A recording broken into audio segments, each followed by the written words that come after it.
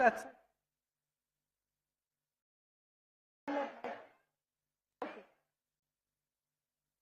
ಮೊದಲನೇದಾಗಿ ಕರ್ನಾಟಕ ರಾಜ್ಯದ ಮೂಲೆ ಮೂಲೆಯಿಂದ ಬಂದಂತ ಎಲ್ಲ ನನ್ನ ಅಕ್ಕ ತಂಗಿಯರಿಗೆ ಸ್ವಾಗತ ಮಾಡ್ತೀನಿ. ಹೇಳಿ ಎದ್ದೇಳಿ ಈ ಸಂದೇಶವನ್ನ ಕೊಡ್ಲಿಕ್ಕೆ ನಾನು ಕರ್ನಾಟಕಕ್ಕೆ ಬಂದಿದ್ದೇನೆ. Respected Shri Siddaramaiah ji, Shri D.K. Shivkumar ji, Shri Surjewala ji, Shri B.K. Hari Prasad ji, Shri H.B. Patil ji, Shri Muniappa ji, Shri H.K. Patil ji, Shri Dinesh Kundu Rao ji, Srimati Margaret Alva ji, Srimati D.K. Tara Devi ji, Srimati Netta D'Souza ji, all my sisters and colleagues on the stage, and all the leaders of the Congress party, sisters and brothers who have come to hear me. Welcome to this meeting. ಕಾರ್ಯಕ್ರಮದಲ್ಲಿ ಉಪಸ್ಥಿತರಿರುವಂತ ಎಲ್ಲ ಕರ್ನಾಟಕ ಕಾಂಗ್ರೆಸ್ ಪಕ್ಷದ ಹಿರಿಯ ನಾಯಕರೇ, ವೇದಿಕೆ ಮೇಲೆ ಆಸೀನರಾದಂತ ಎಲ್ಲ ನನ್ನ ಮಹಿಳಾ ನಾಯಕಿಯರೇ, ತಮ್ಮೆಲ್ಲರಿಗೂ ಸ್ವಾಗತ. It is a great honor for me to be here today. You are the people of Karnataka. You are intelligent, hardworking, strong, and you have made the whole country proud. Madam, one more time, please. Sorry? One more time. You can repeat one more time, please. I said it is a great honor for me to be here today with all of you, because you are the people of Karnataka. You are intelligent, hardworking, strong, resilient, and you have built this state which makes the whole country proud. ಇವತ್ತು ಕರ್ನಾಟಕ ರಾಜ್ಯ ಬಹಳಷ್ಟು ಹೆಮ್ಮೆ ಪಡ್ತಾ ಇದೆ. ಕರ್ನಾಟಕ ರಾಜ್ಯವನ್ನ ಹೆಮ್ಮೆ ಪಡಿಸುವಂತ ಕೆಲಸವನ್ನ ನೀವೆಲ್ಲರೂ ಮಾಡಿದಿರಾ ಅಂತ ಹೇಳಲಿಕ್ಕೆ ಬಯಸ್ತೇನೆ.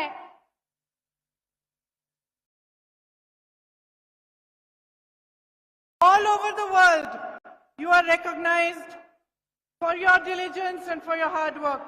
You have built so many industries in Karnataka, the IT industry and many more. ಇಡೀ ವಿಶ್ವದಲ್ಲಿ ಕರ್ನಾಟಕ ಅಂತಂದ್ರೆ ತುಂಬಾ ಗುರುತಿಸ್ತಾರೆ. ಹೆಮ್ಮೆ ಪಡುವಂತ ಕೆಲಸವನ್ನ ಕರ್ನಾಟಕದವ್ರು ನೀವು ಮಾಡಿದೀರಾ. IT ಹಬ್ ಅನ್ನ ಕ್ರಿಯೇಟ್ ಮಾಡಿದಂತ ಒಂದು ಹೆಮ್ಮೆ ನಮ್ಮ ಕರ್ನಾಟಕ ರಾಜ್ಯಕ್ಕೆ ಸಲ್ಲುತ್ತದೆ. But more than anything else, my sisters, I am proud of you, because you are the source of this energy and this identity. It is you on whose shoulders this whole society rests.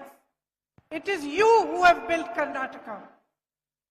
ಎಲ್ಲದಕ್ಕಿಂತ ಜಾಸ್ತಿ ನಾನು ವೈಯಕ್ತಿಕವಾಗಿ ನಿಮ್ಮ ಬಗ್ಗೆ ಹೆಮ್ಮೆಯನ್ನ ಪಡ್ತೀನಿ. ಈ ಮಣ್ಣಿನ ಗುಣಧರ್ಮ ಆಗಿದೆ. ನಿಮ್ಮಿಂದ ಕರ್ನಾಟಕ ಹೆಮ್ಮೆ ಪಡುವಂತಾಗಿದೆ. ನಿಮ್ಮನ್ನ ಕಂಡ್ರೆ ನನಗೆ ತುಂಬಾ ಇಷ್ಟ. I say it from my heart. I believe this is true. Because without you supporting your families, going out and working and being strong the way you are and being courageous, you could not have built this state. ನಾನು ಇದನ್ನ ನನ್ನ ಹೃದಯದಿಂದ ಹೇಳಲಿಕ್ಕೆ ಬಯಸ್ತೇನೆ. ನಿಮ್ಮ ಫ್ಯಾಮಿಲಿಯನ್ನ, ನಿಮ್ಮ ಕುಟುಂಬವನ್ನ ನೀವು ಪ್ರೀತಿ ಮಾಡಿ, ನಿಮ್ಮ ಬೆವರಿನ ಹನಿಯಿಂದ ನೀವು ಕಟ್ತಾ ಇರುವಂತ, ನಿಮ್ಮ ಶ್ರಮದಿಂದ ನಿಮ್ಮ ಕುಟುಂಬವನ್ನ ಬೆಳೆಸ್ತಾ ಇರುವಂತದ್ದು ತುಂಬಾ ಹೆಮ್ಮೆಯ ವಿಚಾರ. ಇದು ನನ್ನ ಹೃದಯದಿಂದ ನಾನು ತಮಗೆ ಹೇಳಲಿಕ್ಕೆ ಬಯಸ್ತೇನೆ. You are the daughters of Ma Bhuvaneshwari and Ma Chamundeshwari. Her Shakti is within each one of you. ನೀವು ಕರ್ನಾಟಕದ ಭುವನೇಶ್ವರಿಯ ಮಕ್ಕಳು, ಚಾಮುಂಡಿ ದೇವಿಯ ಮಕ್ಕಳು, ಪ್ರತಿಯೊಬ್ಬರ ಹೃದಯದಲ್ಲಿ ನೀವಿದ್ದೀರಾ. You have descended from a great legacy of strong women. Kittur Rani Chandamaji, you are her daughters. Your state has a legacy, an history of non-violence and of equality. Bhagwan Basavana recognized the essence of every human being.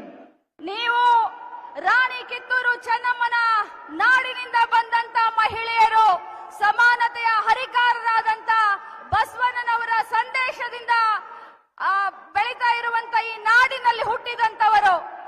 For him, everybody was equal. Nobody's caste mattered, nobody's religion mattered. It didn't matter if you were man or woman. Everybody was equal in his eyes. And that is the foundation of your society and your culture. 12ನೇ ಶತಮಾನದಲ್ಲಿ ವಿಶ್ವಗುರು ಬಸವಣ್ಣನವರು ಸಾರಿದಂತ ಸಮಾನತೆ, ಯಾವುದೇ ಜಾತಿ ಯಾವುದೇ ಧರ್ಮ ಇಲ್ಲ, ಹೆಣ್ಣು ಗಂಡು ಎಲ್ಲರೂ ಸಮಾನರು ಅನ್ನುವಂತ ಸಂದೇಶವನ್ನ ಸಾರಿದ ನಾಡಿನಿಂದ ಬಂದಂತವರು ನೀವು. I deeply believe that it is women who uphold our culture, our traditions. It is women who bring change. It is women who make our society what it is. Karnataka ರಾಜ್ಯದಲ್ಲಾಗ್ಲಿ Bharat ದೇಶದಲ್ಲಾಗ್ಲಿ ನಮ್ಮ ಭಾರತೀಯ ಸಂಸ್ಕೃತಿಯನ್ನ ಎತ್ತಿ ಹಿಡಿಯೋದ್ರಲ್ಲಿ ಮಹಿಳೆಯರು ಸದಾ ಮುಂದು. ಇವತ್ತು ನಿನ್ನೆ ನಾಳೆ ನಮ್ಮ ಸಂಸ್ಕೃತಿಯನ್ನ ಎತ್ತಿ ಹಿಡಿತಾ ಇರುವುದು ಸ್ತ್ರೀ ಕುಲ ಅಂತ ಹೇಳಲಿಕ್ಕೆ ಬಯಸ್ತೇನೆ. You know, I was brought up by two very brave and strong women. The first was my grandmother Indiraji. I saw her, I was 8 years old, when she lost her son. Her son was only 33 years old. But the very next day, she got up and went to work to serve her nation. That was the sense of duty she had. ಬಂಧುಗಳೇ, ತಾಯಂದ್ರೆ, ನಾನು ನನ್ನ ಜೀವನದಲ್ಲಿ ಎರಡು ಶಕ್ತಿಶಾಲಿ ಮಹಿಳೆಯರ ಮಧ್ಯದಲ್ಲಿ ನಾನು ಬೆಳೆದಿದ್ದೇನೆ. ನನ್ನ ಅಜ್ಜಿ ಇಂದಿರಾ ಗಾಂಧಿ ಅವರು ತಮ್ಮ ಮಗನನ್ನ ಅವನ 33ನೇ ವಯಸ್ಸಿನಲ್ಲಿ ಕಳ್ಕೊಂಡ್ರು. ಮಾರನೇ ದಿನ ಕೆಲಸಕ್ಕೆ ಶುರು ಮಾಡಿದ್ರು. ಅಂತ ಒಂದು ಶಕ್ತಿಯ ಮನೆಯಲ್ಲಿ ನಾನು ಜನ್ಮ ತಾಳಿದ್ದೀನಿ. ಅಂತವರನ್ನ ನೋಡಿ ನಾನು ಬೆಳೆದಿದ್ದೀನಿ. That was her inner Shakti. That her heart was broken. She had lost her child. But she put her country first and she went to work the next day. And she continued to serve the country until she died.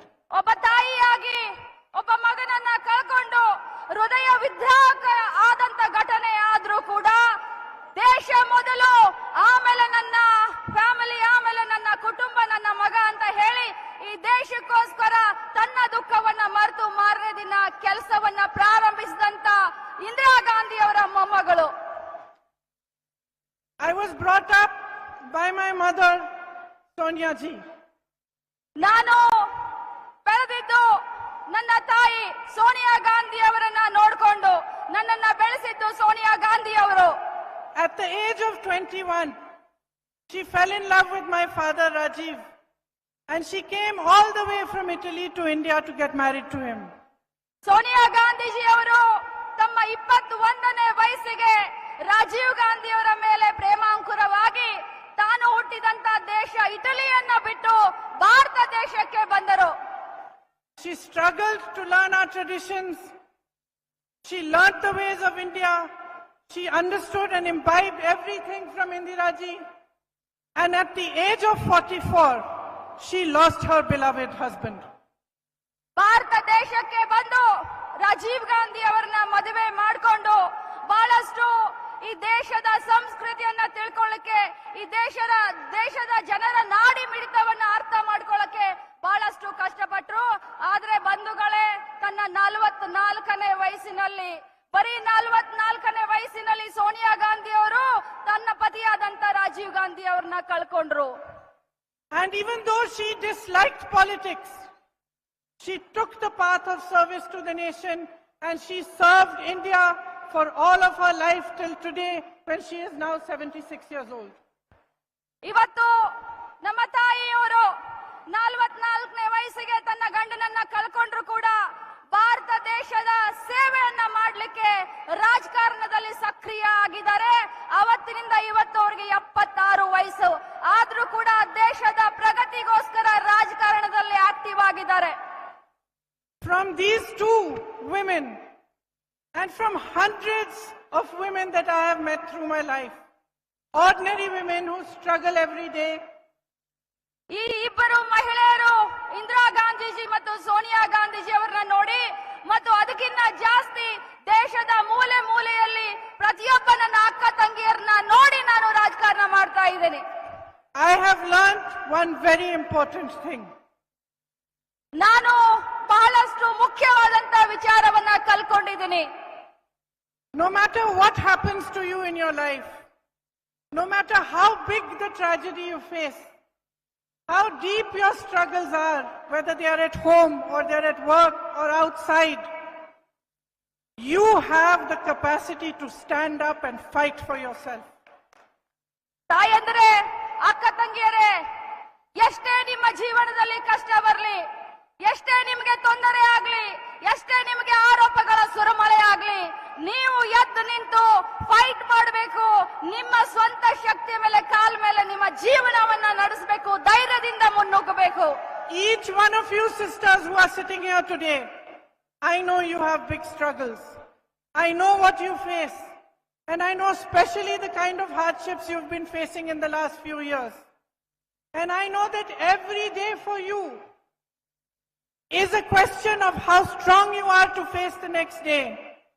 It is a question of your resilience and your ability to hold your family together, to fight for yourself and your family. ನನಗೆ ಗೊತ್ತು, ಇಲ್ಲಿ ಕುಳಿತಂತ ಪ್ರತಿಯೊಬ್ಬ ಮಹಿಳೆ ದಿನ ಬೆಳಗಾದ್ರೆ ಜೀವನವನ್ನ ಸಾಗಿಸ್ಲಿಕ್ಕೆ ಎಷ್ಟೊಂದು ಕಷ್ಟ ಪಡ್ತೀರಾ, ಎಷ್ಟೊಂದು ಸ್ಟ್ರಗಲ್ ಮಾಡ್ತೀರಾ ಅಂತ ನನಗೆ ಗೊತ್ತು. ಅದರಲ್ಲೂ ಕೂಡ 2 ವರ್ಷ ಕೋವಿಡ್ ಆದ ನಂತರ ತಮ್ಮ ಜೀವನವನ್ನ ನಡೆಸಲಿಕ್ಕೆ, ತಮ್ಮ ಕುಟುಂಬವನ್ನ ನಿರ್ವಹಣೆ ಮಾಡಲಿಕ್ಕೆ ತಾವೆಷ್ಟು ಕಷ್ಟ ಪಡ್ತಾ ಇದ್ದೀರಾ ಅನ್ನೋದು ನನಗೆ ಮನವರಿಕೆ ಆಗಿದೆ. But I know one thing. It is you and only you who can make a change. ನನಗೆ ಗೊತ್ತು, ನಿಮ್ಮ ಜೀವನವನ್ನ, ನಿಮ್ಮ ಭವಿಷ್ಯವನ್ನ ಬರೀ ನೀವಷ್ಟೇ ಬರೆಯಬಹುದು, ನೀವಷ್ಟೇ ಭವಿಷ್ಯವನ್ನ, ನಿಮ್ಮ ಜೀವನವನ್ನ ಬರೆಯಬಹುದು ಅನ್ನೋದು ನನಗೆ ಗೊತ್ತು. So I want to ask you today, standing here, my sisters, is it not time for you to start making a change? ನಾನು ನಿಮ್ಮನ್ನ ಕೇಳಲಿಕ್ಕೆ ಬಯಸ್ತೇನೆ, ನನ್ನ ಅಕ್ಕ ತಂಗಿಯರೇ, ಈ ಸಂದರ್ಭ, ಈ ಸಮಯ ರಾಜ್ಯದಲ್ಲಿ ಬದಲಾವಣೆಯನ್ನ ಬಯಸುವ ಕಾಲ ಸನ್ನಿಹಿತ ಬಂದಿದೆಯಾ ಇಲ್ಲ? What is it that you want out of your lives? You want an education? Yes or no? ನಿಮ್ಮ You want employment, jobs? You want a bright future for yourself, for your children? Do you want the freedom to make choices for yourself and to make the right choices for your families? You want it, right? So who is going to give it to you? Who is going to give it to you? ನೀವು ನಿಮ್ಮ ಮಕ್ಕಳ ಭವಿಷ್ಯವನ್ನ, ನಿಮ್ಮ ಮಕ್ಕಳ ವಿದ್ಯಾಭ್ಯಾಸವನ್ನ, ನಿಮ್ಮ ಆರೋಗ್ಯ, ನಿಮ್ಮ ಕುಟುಂಬದ ಆರೋಗ್ಯವನ್ನ ಎಲ್ಲವನ್ನೂ ಬಯಸ್ತೀರಾ. ಆದ್ರೆ ಈ ಬದಲಾವಣೆಯನ್ನ ಯಾರು ಮಾಡ್ಲಿಕ್ಕೆ ಸಾಧ್ಯ? ಈ ಬದಲಾವಣೆಯನ್ನ ಯಾರಾದ್ರೂ ಮಾಡಿದ್ರೆ ಅದು ನೀವು ಮಾಡಬೇಕು. You are not recognizing how powerful you are. ನಿಮಗೆ ನಿಮ್ಮ ಶಕ್ತಿ ಏನು ಅಂತ ನಿಮಗಿನ್ನೂ ಗೊತ್ತಿಲ್ಲ. You are half this country's population. Half. ಈ ದೇಶದ ಜನಸಂಖ್ಯೆಯಲ್ಲಿ ಪ್ರತಿಶತ 50% ಮಹಿಳೆಯರಿದ್ದೀರಿ. ಆ ಶಕ್ತಿ ನಿಮ್ಮದು. ಆ ಶಕ್ತಿಯನ್ನ ನೀವು ಅರ್ಥ ಮಾಡ್ಕೊಳ್ಳಿ. In every single household, there are as many of you as there are men. ಪ್ರತಿಯೊಂದು ಕುಟುಂಬದಲ್ಲಿ ಎಷ್ಟು ಗಂಡಸರಿದ್ದಾರೋ ಅಷ್ಟು ಹೆಂಗಸರಿದ್ದಾರೆ. In every village, ಎಲ್ಲ ಹಳ್ಳಿಗಳಲ್ಲಿ, in every town, ಎಲ್ಲ ಸಿಟಿಗಳಲ್ಲಿ you are strong. ನೀವು ಶಕ್ತಿವಂತರಾಗಿದ್ದೀರಾ. But you must recognize your courage and your strength. ಆದ್ರೆ ನಿಮ್ಮ ಶಕ್ತಿಯನ್ನ ನೀವು ಅರ್ಥಕೊಳ್ಬೇಕಾಗಿದೆ. The biggest strength you have is political. ದೊಡ್ಡ ಶಕ್ತಿ ಏನು ಅಂತಂದ್ರೆ ರಾಜಕೀಯ. Have you seen how political parties know that, okay, I will make these people happy, I'll get their vote. I'll make those people happy, I'll get their vote. Why do they not say that they will work for women? ನೀವು ನೋಡಿದಿರಲ್ಲ, ರಾಜಕೀಯ ಪಕ್ಷಗಳು ಈ ಸಮುದಾಯವನ್ನ, ಈ ಸಮಾಜವನ್ನ ಖುಷಿ ಮಾಡಿದ್ರೆ, ಸಂತಸ ಪಡಿಸಿದ್ರೆ ನನಗೆ ಓಟ್ ಸಿಕ್ಕುತ್ತೆ, ಈ ಸಮುದಾಯವನ್ನ ಖುಷಿ ಪಡಿಸಿದ್ರೆ ನನಗೆ ಓಟ್ ಸಿಕ್ಕುತ್ತೆ ಅಂತ. ಆದ್ರೆ ಯಾಕೆ ಎಲ್ರು ಮಹಿಳೆಯರ ಬಗ್ಗೆ ವಿಚಾರ ಮಾಡೋದಿಲ್ಲ? Why are you not forcing every political party to take note and to start working for your equality and your rights? ಎಲ್ಲ ರಾಜಕೀಯ ಪಕ್ಷಗಳಿಗೆ ಒಂದು ಸಂದೇಶವನ್ನ ನೀವು ಇವತ್ತು ಕೊಡಬೇಕು. ಹೇಳಿ ಮಹಿಳೆಯರೇ, ನೀವು ಬದಲಾವಣೆಯನ್ನ ಬಯಸಿದ್ರೆ ಯಾವುದೇ ರಾಜಕೀಯ ಪಕ್ಷವನ್ನ ಮನೆಗೆ ಕಳಿಸ್ತೀನಿ. ನಿಮ್ಮ ಬಗ್ಗೆ ಅವರು ಬಹಳಷ್ಟು ಸೀರಿಯಸ್ ಆಗಿ ವಿಚಾರ ಮಾಡುವಂತ ಸಮಯ ಈಗ ಬಂದಿದೆ. I'll ask you a very simple question. I don't want to criticize the BJP only because I'm opposing them. I'm not interested. I want to ask you, all my sisters sitting here, one simple question, and I want the answer. In the last so many years that the BJP has been in power, has your life become better or not? ನಾನು Answer me loudly. Yes or no? I can't hear. No. Your life has not become better. Have prices gone down? Have you got jobs? Has anything in your life become more positive and happy? It has not. So it's a very simple question. It's not so complicated. ನಾನು ನಿಮ್ಮನ್ನ ಒಂದು ಪ್ರಶ್ನೆಯನ್ನ ಕೇಳಬಯಸ್ತೇನೆ. ನಾನು ವೈಯಕ್ತಿಕವಾಗಿ ನಾನು ಬಿಜೆಪಿಯನ್ನ ದ್ವೇಷಿಸುವುದಿಲ್ಲ, ನಾನು ಯಾವುದೇ ಪಕ್ಷವನ್ನ ದ್ವೇಷಿಸುವುದಿಲ್ಲ. ಆದ್ರೆ ಕಳೆದ 7-8 ವರ್ಷದಿಂದ ನೀವೆಲ್ಲ ಖುಷಿಯಾಗಿದ್ದೀರಾ? ನಿಮ್ಮ ಮಕ್ಕಳಿಗೆ ಏನಾದ್ರೂ ಕೆಲಸ ಸಿಕ್ಕಿದೆಯಾ ಅಂತ ಕೇಳ್ತಾ ಇದ್ದಾರೆ. ಕೆಲಸ ಸಿಕ್ಕಿದೆಯಾ? ನೀವ್ಯಾರಾದ್ರೂ ಖುಷಿಯಿಂದ ಇದ್ದೀರಾ? ನಿಮಗೋಸ್ಕರ ಏನಾದ್ರೂ ಕಾರ್ಯಕ್ರಮ ಮಾಡಿದಾರಾ? Elections are coming in a few months. I ask you only one thing. Look at the last few years. Evaluate your own life. Think about whether it has become better, whether you have got the facilities you required, whether the people in power have cared about your problems, or has your life become more difficult? ಇನ್ನು 3 ತಿಂಗಳಲ್ಲಿ election ಬರ್ತಾ ಇದೆ, ಚುನಾವಣೆ ಬರ್ತಾ ಇದೆ. ನೀವು ವಿಚಾರ ಮಾಡಿ, ಕಳೆದ 5-6 ವರ್ಷದಿಂದ ನಿಮ್ಮ ಜೀವನದಲ್ಲಿ ಏನಾದ್ರೂ ಬದಲಾವಣೆ ಆಗಿದೆಯಾ? ಏನು ಬಿಜೆಪಿ ಸರ್ಕಾರ ಕೇಂದ್ರದಲ್ಲಿ ರಾಜ್ಯದಲ್ಲಿ ಇದೆ, ಕೊಟ್ಟಂತ ಭಾಷೆಯನ್ನ ಏನಾದ್ರೂ ಉಳಿಸ್ಕೊಂಡಿದ್ದೀರಾ? ನಿಮಗೇನಾದ್ರೂ ಬದಲಾವಣೆ ನಿಮ್ಮ ಜೀವನದಲ್ಲಿ ಆಗಿದೆಯಾ ಅಂತ ಕೇಳ್ತಾ ಇದ್ದಾರೆ. I am told that the situation in Karnataka is very shameful. ನಾನು ಕೇಳ್ಪಟ್ಟೆ, ಕರ್ನಾಟಕದಲ್ಲಿ ಸಿಚುವೇಶನ್ ಬಹಳಷ್ಟು ನಾಚಿಕೆ ಪಡುವಂತ ಒಂದು I am told ಸಂದರ್ಭ. that your ministers are taking 40% commission on jobs. ನಾನು ಕೇಳ್ಪಟ್ಟೆ, ಕರ್ನಾಟಕ ಸರ್ಕಾರದ ಮಂತ್ರಿಗಳು 40% ಲಂಚವನ್ನ ಹೊಡಿತಾ ಇದ್ದಾರೆ ಅನ್ನೋದನ್ನ ಕೇಳಿದೆ. That 1.5 lakh crore rupees of your money, your earnings have been looted. 1.5 lakh ಕೋಟಿ ದುಡ್ಡು, ನೀವು ಗಳಿಸುವಂತ ದುಡ್ಡು ಅವರು ತಮ್ಮ ಜೇಬಿಗೆ ಹಾಕೊಳ್ತಾ ಇದ್ದಾರೆ. Only through corruption. ಬರೀ ಲಂಚದಿಂದ ಅವರು ತಮ್ಮ ದುಡ್ಡನ್ನ ತಮ್ಮ ಜೇಬಿಗೆ ಇಳಿಸ್ಕೊಳ್ತಾ ಇದ್ದಾರೆ. Think about if some development work is to take place in Bengaluru for 8,000 crores and 3,200 crores of that is going into commission. ವಿಚಾರ ಮಾಡಿ, ಬರೀ ಬೆಂಗಳೂರು ಮಹಾನಗರದಲ್ಲಿ 8,000 ಕೋಟಿ ಬಜೆಟ್ ಇದೆ. 8,000 ಕೋಟಿಯ ಕೆಲಸ ಏನಾದ್ರೂ ಮಾಡೋಕ್ ಹೋದ್ರೆ ಅದರಲ್ಲಿ 3,200 ಕೋಟಿಯನ್ನ ತಮ್ಮ ಜೇಬಿಗೆ ಇಳಿಸ್ಕೊಳ್ತಾರೆ. There are shameful scams like the PSI scam. ಬಹಳಷ್ಟು ನಾಚಿಕೆ ಪಡುವಂತ ಬಹಳಷ್ಟು ಸ್ಕ್ಯಾಮ್ಗಳಿದಾವೆ, ಹಗರಣಗಳಿದಾವೆ. PSI ಹಗರಣ ತಮ್ಮ ಕಣ್ಣು ಮುಂದೆ ಇದೆ. Where police posts are being sold. Police post ಅನ್ನ ಮಾರ್ಕೊಂಡಿದ್ದಾರೆ. You educate your children, your young girls and boys to get them jobs. Is this what you expect from the people who are in power?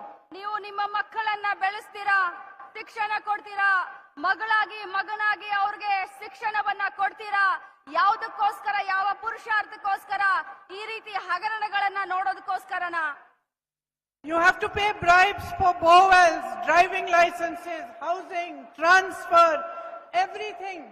ನೀವು ಲಂಚವನ್ನ ಪ್ರತಿಯೊಂದು sector ನಲ್ಲಿ ಇವತ್ತು ಕೊಡಬೇಕಾಗುತ್ತೆ. ಒಂದು driving licence ಅನ್ನ ತೆಗಿಸ್ಬೇಕು ಅಂತಂದ್ರೆ ಲಂಚ ಕೊಡಬೇಕು. ಒಂದು ರೇಷನ್ ಕಾರ್ಡ್ ಅನ್ನ ತಗೊಳ್ಬೇಕಂದ್ರೆ ಲಂಚವನ್ನ ಕೊಡಬೇಕು. ಪ್ರತಿಯೊಂದು ಗವರ್ಮೆಂಟ್ ಸಂಸ್ಥೆಯಲ್ಲಿ ಇವತ್ತು ಲಂಚ ಅವತರ ತಾಂಡವಾಡ್ತಾ ಇದೆ. I am told that many of my sisters in Bengaluru who work in the garment industry went through very difficult time during COVID. But none of you got any assistance from the government. The government did nothing to help you through these difficult times. ನಾನು ಕೇಳ್ಪಟ್ಟೆ, ಬೆಂಗಳೂರಿನಲ್ಲಿ ಬಹಳಷ್ಟು ನನ್ನ ಅಕ್ಕ ತಂಗಿಯರು ಇವತ್ತು garments ನಲ್ಲಿ ಕೆಲಸ ಮಾಡ್ತಾ ಇದ್ದೀರಾ. ಈ ಕೋವಿಡ್ ಸಂದರ್ಭದಲ್ಲಿ ಈ ಗವರ್ಮೆಂಟ್ ಈ ಸರ್ಕಾರ ತಮ್ಮ ಸಹಾಯಕ್ಕೆ ಬರಲಿಲ್ಲ. ತಾವು ಬಹಳಷ್ಟು ಕಷ್ಟದಿಂದ ತಮ್ಮ ಜೀವನವನ್ನ ಸಾಗಿಸ್ತಾ ಇದ್ದೀರಾ. And it's not just the sisters who are working in Bengaluru or the roads of Bengaluru which are full of potholes, but it's farmers who are committing suicide because they cannot face the next day. 2.5 lakh posts of government jobs are lying vacant. They have not been filled. Crimes against women are sky high. I believe I have been told that it is 40 such crimes take place in a single day.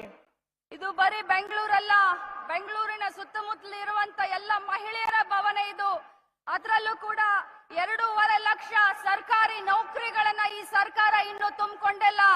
ಬಹಳಷ್ಟು ರೈತರು ಆತ್ಮಹತ್ಯೆಯನ್ನ ಮಾಡ್ಕೊಳ್ತಾ ಇದ್ದಾರೆ. You know how much you have to get a gas cylinder for today and how much you used to get it for 5 years ago. Manmohan Singh ಅವರ ಸರ್ಕಾರ ಇದ್ದಾಗ, ರಾಜ್ಯದಲ್ಲಿ ಕೇಂದ್ರದಲ್ಲಿ UPA ಸರ್ಕಾರ ಇದ್ದಾಗ ಒಂದು ಸಿಲಿಂಡರ್ ಬೆಲೆ ಎಷ್ಟಿತ್ತು, ಈಗ ಒಂದು ಸಿಲಿಂಡರ್ನ ಬೆಲೆ ಎಷ್ಟಾಗಿದೆ ಅಂತ ತಮಗೆ ಗೊತ್ತಿದೆ. Life has become unaffordable. ಜೀವನ ಬಹಳಷ್ಟು ತುಟ್ಟಿಯಾಗಿದೆ. ಜೀವನ ನಡೆಸೋದು ಬಹಳಷ್ಟು ಕಷ್ಟ ಆಗಿದೆ. Whether it is fees, marriage ceremonies, competitive exams, everything has become a burden. ಯಾವುದೇ ಹಂತ ಇರಬಹುದು, ಯಾವುದೇ ಸೆಕ್ಟರ್ ಇರಬಹುದು, ಸ್ಕೂಲ್ ಫೀಸ್ ಆಗಿರಬಹುದು, ಕಾಲೇಜ್ ಫೀ ಆಗಿರಬಹುದು, ಮ್ಯಾರೇಜ್ ಸೆರೆಮನಿಗಳಾಗಿರಬಹುದು, ಏನೇ ಕಾರ್ಯಕ್ರಮಗಳನ್ನ ಮಾಡಿದ್ರು ಕೂಡ ಇವತ್ತು ಬೆಲೆ ಗಗನಕ್ಕೇರಿದೆ. But nobody is holding the government accountable. Nobody is asking them about these things. ಆದ್ರೆ ದುರ್ದೈವ, ಇವತ್ತಿನವರೆಗೂ ಗವರ್ಮೆಂಟ್ ಅನ್ನ ಯಾರು ಕ್ವಶನ್ ಮಾಡ್ತಾ ಇಲ್ಲ. ಯಾಕೆ ಬೆಲೆ ಏರ್ತಾ ಇದೆ ಅಂತ ಹೇಳಿ ಅವ್ರನ್ನ ಯಾರು ಕೂಡ ಕೇಳ್ತಾ ಇಲ್ಲ. So they are busy creating distractions, busy changing syllabus in textbooks, changing the teachings of Bhagwan Basavana in the textbooks, creating controversies rather than creating jobs. ಬಂಧುಗಳೇ, ಆ ಬೆಲೆ ಏರಿಕೆ ಬಗ್ಗೆ, ಇನ್ನೊಂದ್ರ ಬಗ್ಗೆ ತಾವೇನು ಕೇಳಬಾರ್ದು ಅಂತ ಹೇಳಿ ನಮ್ಮ ಮನಸ್ಸನ್ನ ವಿಚಲಿತಗೊಳಿಸ್ತಾ ಇದ್ದಾರೆ. ನಮ್ಮ ಓದಿನ ಒಂದು ಟೆಕ್ಸ್ಟ್ ಬುಕ್ ನಲ್ಲಿ ಏನೋ ಬದಲಾವಣೆಗಳನ್ನ ಮಾಡಿ ನಮ್ಮ ದಿಕ್ಕನ್ನ ಚೇಂಜ್ ಮಾಡುವಂತ ಕೆಲಸವನ್ನ ಬಿಜೆಪಿ ಸರ್ಕಾರ ಮಾಡ್ತಾ ಇದೆ. The entire policy functions to benefit a few business people. ಬಿಜೆಪಿಯ ಪಕ್ಷದ ಸಿದ್ಧಾಂತ ಬರೀ ಕೆಲವು ಬಂಡವಾಳಶಾಹಿಗಳಿಗೆ ಒಳ್ಳೆದಾಗಬೇಕು ಅಂತ ಕೆಲಸ ಮಾಡುವಂತದ್ದು. These few people become richer and richer and the rest of the country is becoming poorer and poorer. ಏನು ಬಂಡವಾಳಶಾಹಿಗಳನ್ನ ಬಿಜೆಪಿ ಅವರು ಬೆಳೆಸ್ತಾ ಇದ್ದಾರೆ, ಅವರು ದಿನದಿಂದ ದಿನಕ್ಕೆ ಶ್ರೀಮಂತರು ಆಗ್ತಾ ಇದ್ದಾರೆ. ಆದ್ರೆ ನನ್ನ ಭಾರತ ದೇಶ ಮಾತ್ರ ಬಡತನದಲ್ಲಿ ಮುಳುಗ್ತಾ ಇದೆ. All the sources for jobs have practically shut down. The PSUs have been sold to the Prime Minister's rich friends. ಬಹಳಷ್ಟು ಖಾಸಗೀಕರಣ ಆಗ್ತಾ ಇದೆ. ಎಲ್ಲ ಜಾಬ್ಗಳು ಇವತ್ತು ಮಾರಾಟಕ್ಕಿದೆ. ಎಲ್ಲ ಕ್ಷೇತ್ರವನ್ನು ಕೂಡ ಖಾಸಗೀಕರಣವನ್ನ ಮಾಡಿ ಎಲ್ಲ ಭಾರತ ದೇಶದ ಆಸ್ತಿಯನ್ನ ಮಾರ್ತಾ ಇದ್ದಾರೆ. Instead of giving incentives to agriculture where jobs can be produced, agriculture is suffering, farmers are suffering. ರೈತರಿಗೆ ಬಹಳಷ್ಟು ಕಷ್ಟ ಆಗ್ತಾ ಇದೆ. ಅವ್ರಿಗೆ ಸಬ್ಸಿಡಿಯನ್ನ ಕೊಡುವಂತ ಕೆಲಸ ಆಗಬೇಕು. And you know better than I do that small businesses and medium-sized businesses have suffered tremendously due to GST, demonetization and many of the policies of the government. Those are other sources of jobs. ನಮ್ಮ ಭಾರತ ದೇಶದ ಶಿಲ್ಪದಲ್ಲಿ small scale ಇಂಡಸ್ಟ್ರಿಗಳು ಕೂಡ ಬಹಳಷ್ಟು ಜವಾಬ್ದಾರಿಯನ್ನ ಹೊರ್ತವೆ. ಆದ್ರೆ GST ಆಗಿರಬಹುದು, demonetisation ಆಗಿರಬಹುದು, ಅವೈಜ್ಞಾನಿಕ ಇವರ ಒಂದು ಕೆಲಸಕ್ಕೆ ಅವೆಲ್ಲ ಇವತ್ತು ಕೂಡ ಶೀತಲಗೊಂಡಿದ್ದಾವೆ, ಕುಂಠಿತಗೊಂಡಿದ್ದಾವೆ. ಎಲ್ಲರೂ ಕೂಡ ತೊಂದರೆಯಲ್ಲಿದ್ದಾರೆ. And if you compare this to Congress governments, you see that the Congress brought in land reforms. It had leaders like Sri Devraj or ಬಂಧುಗಳೇ, ನಾನೊಂದು ಮಾತನ್ನ ನೆನಪಿಸ್ಲಿಕ್ಕೆ ಬಯಸ್ತೇನೆ. ಕಾಂಗ್ರೆಸ್ ಪಕ್ಷದ ಕಾರ್ಯಕ್ರಮಗಳು, ಅದರಲ್ಲೂ ಡಿ ದೇವರಾಜ್ ಅರಸ್ ಅವರು ಇದ್ದಂತ ಸಂದರ್ಭದಲ್ಲಿ ಉಳುವವನೇ ಹೊಲದ ಒಡೆಯ ಅನ್ನುವಂತ ಕಾರ್ಯಕ್ರಮ ಮಾಡಿದ್ವಿ. It waived off loans for farmers. 8,000 crores of loans were waived off. The IT hub was built by the Congress party along with all your efforts and hard work, because the Congress party respected your hard work. ಬಂಧುಗಳೇ, Siddaramaiah sir ಮುಖ್ಯಮಂತ್ರಿ ಆದಂತ ಸಂದರ್ಭದಲ್ಲಿ ಸುಮಾರು 8,000 ಕೋಟಿಯ 50,000 ತಲಾ ರೈತರ ಸಾಲವನ್ನ ಮನ್ನಾ ಮಾಡಿ ರೈತರಿಗೆ ಚೇತನವನ್ನ ತುಂಬುವಂತ ಕೆಲಸವನ್ನ ಮಾಡಿದ್ರು. You had schemes like Anna Bhagya, where 7 kilos of food grain and 1 kg of tuar dal was given to 3.8 crore beneficiaries. 3,08,00,000 ಜನರಿಗೆ ಅನ್ನ ಭಾಗ್ಯದಲ್ಲಿ ಅಕ್ಕಿ ಇರಬಹುದು, ಗೋಧಿ ಇರಬಹುದು, ಬೇಳೆ ಇರಬಹುದು, ಸುಮಾರು 3,08,00,000 ಕುಟುಂಬಗಳಿಗೆ ಅನ್ನ ಭಾಗ್ಯದ ಯೋಜನೆಯನ್ನ ಕಾಂಗ್ರೆಸ್ ಪಕ್ಷದ ಸರ್ಕಾರ ತಗೊಂಡ್ಕೊಂಡು You had Indira canteens, Kshira Bhagya, Matrupurna schemes through which all of you benefited. Indira canteen ಅನ್ನುವಂತ ಜನಪ್ರಿಯ ಕಾರ್ಯಕ್ರಮವನ್ನ ಕಾಂಗ್ರೆಸ್ ಪಕ್ಷ ತಗೊಂಡ್ ಬಂತು. ಬರೀ ಶ್ರೀಮಂತರ ಮಕ್ಕಳು ಹಾಲು ಕುಡಿಯೋದಲ್ಲ, ಎಲ್ಲ ಸಮಾಜದ ಬಡವರು ಮಕ್ಕಳು ಕೂಡ ಹಾಲು ಕುಡಿಬೇಕು ಅನ್ನುವಂತ ಕ್ಷೀರ ಭಾಗ್ಯವನ್ನ ಕೂಡ ನಮ್ಮ ಕಾಂಗ್ರೆಸ್ ಪಕ್ಷದ ಸರ್ಕಾರ ತಗೊಂಡ್ ಬಂತು. ಜೊತೆಯಲ್ಲಿ ಬಸರು ಹೆಣ್ಣು ಮಕ್ಕಳಿಗೆ ಮಾತೃಪೂರ್ಣ ಅನ್ನುವಂತ ಹೆಣ್ಮಕ್ಳ ಒಂದು ಸಶಕ್ತೀಕರಣಕ್ಕೆ ಪೌಷ್ಟಿಕ ಆಹಾರ ಸಿಗಲಿ ಅನ್ನೋದಕ್ಕೆ ಮಾತೃಪೂರ್ಣ ಕಾರ್ಯಕ್ರಮವನ್ನ ಕೂಡ ನಮ್ಮ ಕಾಂಗ್ರೆಸ್ ಪಕ್ಷದ ಸರ್ಕಾರ ತಗೊಂಡ್ ಬಂತು. And so many other schemes like self-help group schemes, even Anganwadi workers and helpers, their wages were increased. So many things were done by the Congress party. Karnataka ರಾಜ್ಯದಲ್ಲಿ ಮಹಿಳೆಯರನ್ನ ಸಬಲೀಕರಣಗೊಳಿಸಲಿಕ್ಕೆ ಸ್ತ್ರೀ ಶಕ್ತಿ ಕಾರ್ಯಕ್ರಮವನ್ನ ತೆಗೆದುಕೊಂಡ ಬಂದಂತ ಒಂದು ಕೊಡುಗೆ ಯಾರ್ದಾದ್ರೂ ಇದ್ರೆ ಅದು ನಮ್ಮ ಕಾಂಗ್ರೆಸ್ ಪಕ್ಷದ ಸರ್ಕಾರದ ಕೊಡುಗೆ ಅಂತ ಹೇಳಲಿಕ್ಕೆ ಬಯಸ್ತೇನೆ. ಅದರ ಜೊತೆಯಲ್ಲಿ ಅಂಗನವಾಡಿ ಆಶಾ ಕಾರ್ಯಕರ್ತರ ವೇಜಸ್ ಅನ್ನ, ಅವರ ಪೇಮೆಂಟ್ ಅನ್ನ ಜಾಸ್ತಿ ಮಾಡುವಂತ ಒಂದು ಕೊಡುಗೆ ಕೂಡ ನಮ್ಮ ಕಾಂಗ್ರೆಸ್ ಪಕ್ಷದ್ದು ಅಂತ ಹೇಳಲಿಕ್ಕೆ ಬಯಸ್ತೇನೆ. So today, my sisters, I am here to announce the Nayaki scheme. Nayaki meaning I am a leader. Say Nayaki. No, loudly, nicely. Nayaki. Nayaki. This is your chance to start changing your life, to start changing politics, to ask for women to be respected equally. And this scheme is specially for those women who are working hard day and night at home, supplementing everything, helping to build society, but are ignored by everybody. So in this scheme, each head of a family who is a woman will get 2,000 rupees per month. That means 24,000 rupees will be directly sent to your account in a year. ನಾನು ಒಂದು ಘೋಷಣೆಯನ್ನ ಈಗಾಗಲೇ ಮಾಡಿದ್ದೀನಿ, ಮತ್ತೊಮ್ಮೆ ಈ ಘೋಷಣೆಯನ್ನ ಮಾಡಲಿಕ್ಕೆ ಬಯಸ್ತೀನಿ. ನಿಮ್ಮ ಭವಿಷ್ಯವನ್ನ, ಈ ರಾಜ್ಯದ ಭವಿಷ್ಯವನ್ನ ಕಟ್ಟುವಂತ ಸಂದರ್ಭ ಬಂದಿದೆ. ಪ್ರತಿಯೊಂದು ರಾಜಕೀಯ ಪಕ್ಷಗಳು ನಿಮ್ಮನ್ನ ಬಹಳಷ್ಟು ಪ್ರಾಮುಖ್ಯತೆಯಿಂದ ನೋಡುವಂತ ಒಂದು ಸಮಯ ಬಂದಿದೆ. ನಾನಿವತ್ತು ಅನೌನ್ಸ್ ಮಾಡಿದಂತ ಗ್ಯಾರಂಟಿ ಸ್ಕೀಮ್ ಏನಂತಂದ್ರೆ, ಪ್ರತಿಯೊಂದು ಮನೆಯ ಯಜಮಾನತಿಗೆ ಸುಮಾರು 2,000 ಪ್ರತಿ ತಿಂಗಳು, ಅಂದರೆ ವರ್ಷಕ್ಕೆ 24,000ವನ್ನ ಒಂದು ಕುಟುಂಬಕ್ಕೆ ಕಾಂಗ್ರೆಸ್ ಪಕ್ಷದ ಸರ್ಕಾರ ಘೋಷಣೆಯನ್ನ ಮಾಡುತ್ತೆ. This is called the Griha Lakshmi Yojana, and it is part of the bigger scheme of Nayaki. I told them when they invited me for this function, I told DKG, Surjewala ji, Siddaramaiah ji, I said I will come to announce this if you promise me that you will make a separate women's manifesto. ನಾನು ನನ್ನನ್ನ ಆಹ್ವಾನ ಮಾಡಲಿಕ್ಕೆ ಬಂದಂತ ಸಂದರ್ಭದಲ್ಲಿ ನಾನು ಹೇಳಿದೆ, ನಾನು ಖಂಡಿತವಾಗ್ಲೂ ಈ ಕಾರ್ಯಕ್ರಮಕ್ಕೆ, ನಾನಾಯಕಿ ಕಾರ್ಯಕ್ರಮಕ್ಕೆ ಗೃಹಲಕ್ಷ್ಮಿಯ ಒಂದು ಯೋಜನೆಯನ್ನ ಅನೌನ್ಸ್ ಮಾಡಲಿಕ್ಕೆ ಖಂಡಿತವಾಗ್ಲೂ ಬರ್ತೀನಿ.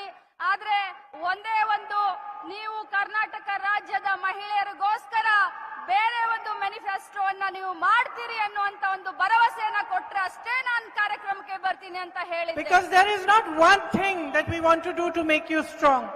There are many things that we want to do to be able to make you stand up on your own feet and fight for yourselves.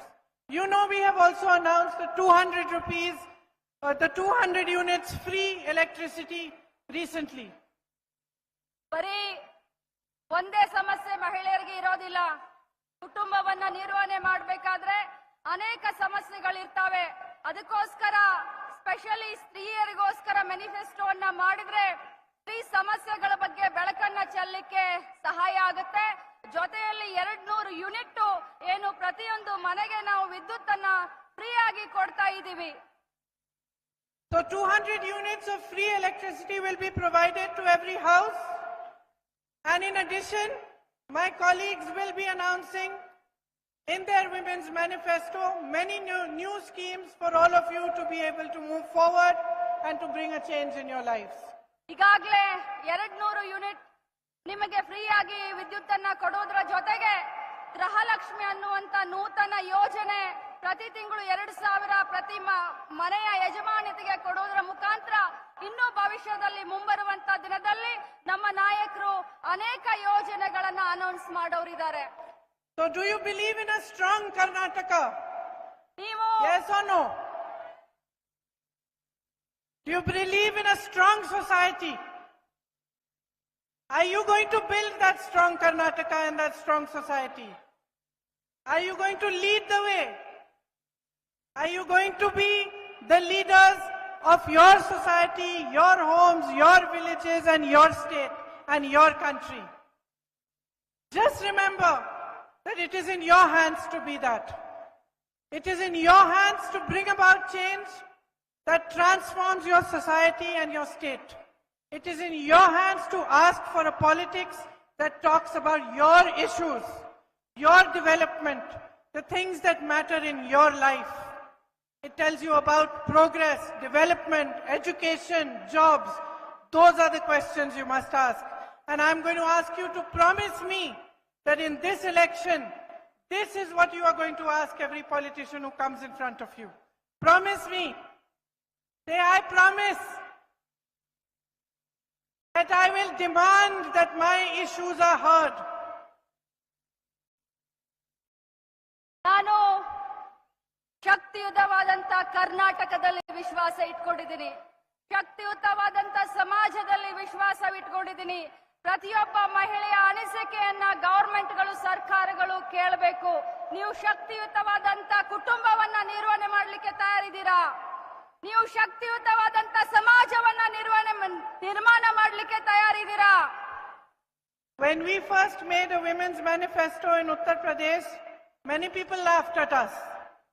ಉತ್ತರ ಪ್ರದೇಶದಲ್ಲಿ ಮಹಿಳೆಯರಿಗೆ ನಾವು ಒಂದು ಮ್ಯಾನಿಫೆಸ್ಟೋವನ್ನ ಮಾಡಿದಂತ ಸಂದರ್ಭದಲ್ಲಿ ಬಹಳಷ್ಟು ಜನ ಹಾಸ್ಯವನ್ನ ಮಾಡಿದ್ರು. And even though nothing came out of it in terms of votes, ಇಷ್ಟು ಮಾಡಿದ್ರು ಕೂಡ ನಮಗೆ ವೋಟ್ ಆಗಿ ಆ ಮ್ಯಾನಿಫೆಸ್ಟೋ ಪರಿವರ್ತನೆ ಆಗ್ಲಿಲ್ಲ. we managed to make every political party notice women and respond to the needs of women. ನಾವು ಪ್ರತಿಯೊಬ್ಬ ಮಹಿಳೆ ಅದಕ್ಕೆ ರೆಸ್ಪಾಂಡ್ ಆಗುವ ರೀತಿ ನಾವು ಮಾಡಬೇಕಾಗಿದೆ ಇವತ್ತು. Today, even the BJP has been forced to put ads in the newspaper showing what they do for women. ಇವತ್ತು ಬಿಜೆಪಿ ಕೂಡ ಮಹಿಳೆಯರಿಗೆ ಏನೇನೋ ಆಸೆ ಆಮಿಷಗಳನ್ನ ತೋರಿಸುವಂತ ಕೆಲಸವನ್ನ ಮಾಡ್ತಾ ಇದೆ. So by a small thing that we did, we managed to make political parties aware to the fact that they have to be answerable to women. ನಾವೆಲ್ಲ ಮಹಿಳೆಯರು ಮಹಿಳಾ ಶಕ್ತಿಯನ್ನ ತೋರಿಸುವಂತ ಕಾಲ ಬಂದಿದೆ. ಪ್ರತಿಯೊಂದು ಪೊಲಿಟಿಕಲ್ ಪಾರ್ಟಿ ಕೂಡ ನಮ್ಮ ಕಡೆ ನೋಡುವಂತೆ ತಿರುಗಿ ನೋಡುವಂತೆ ನಾವೆಲ್ಲ ಮಾಡಬೇಕಾಗಿದೆ.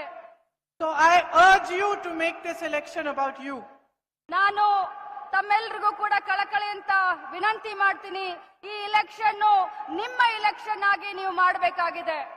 And about your future. ನಿಮ್ಮ ಭವಿಷ್ಯಕ್ಕೋಸ್ಕರ ಈ ಇಲೆಕ್ಷನ್ ಮಾಡಿ ಚುನಾವಣೆಯನ್ನ ಮಾಡಬೇಕಾಗಿದೆ. Jai Hind. Jai Hind. Thank you.